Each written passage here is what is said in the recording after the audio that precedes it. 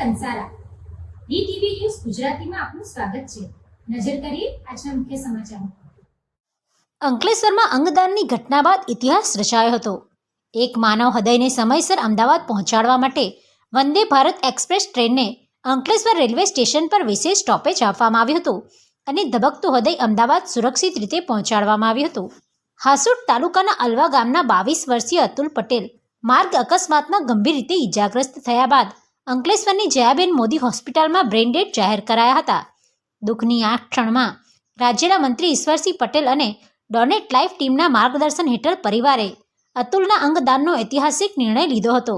પરિવારના આ મહાન નિર્ણયથી હૃદય, લીવર, 2 કિડની અને સ્વાદુપિંડ અને ચક્ષુઓનું દાન કરી 6 જરૂરિયાતમંદ દર્દીઓને નવજીવન મળ્યું છે. હૃદયને વંદે ભારત ટ્રેન દ્વારા અમદાવાદની યુએન મહેતા હોસ્પિટલ અને અન્ય અંગોને IKDRC સુધી પહોંચાડવા માટે ભરૂચ પોલીસના સંકલનથી 2 ગ્રીન કોરિડોર પણ બનાવવામાં આવ્યા હતા. અમારો અતુલ પાછો નહીં આવે પણ તેના અંગોથી અન્યને જીવન મળે એ જ મોટી માનવ સેવા છે. પરિવારના આ શબ્દો આજે લાખો લોકો માટે પ્રેરણા બન્યા છે. તાજેતરમાં સુણેવ તાલુકો હાંસોદ જિલ્લો ભરૂચ ખાતે તારીખ 27/7/26ના રોજ માર્ગ અકસ્માતમાં સ્થળ ઉપર જ 2 મૃત્યુ થયા હતા. એ પૈકી ત્રીજા અલવા ગામના નવયુવાન એવા અતુલભાઈ પટેલનું બ્રેન ડેમેજ થતાં સારવાર દરમિયાન કરુણ મૃત્યુ થયું હતું.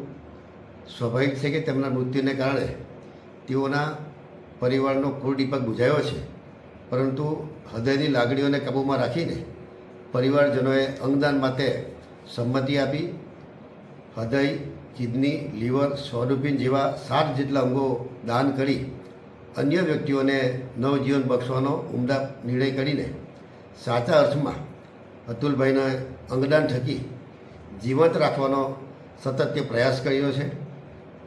પરિવારની ભાવનાને હું બિરદાવું છું અને સ્વર્ગસ્થ અતુલભાઈના આત્માને પરમ કૃપાળુ પરમાત્મા ચિર શાંતિ પ્રદાન કરે તે માટે પ્રભુને પ્રાર્થના કરું છું. સાથે જ શ્રીમતી જયાબેન મોદી હોસ્પિટલના અંકલેશ્વરનો સ્ટાફ તેમજ પદ્મશ્રી નિલેશ માંદેલવાલાને પણ હું વંદન કરું છું. Pintu Modi, DTV news, Ankleshwar.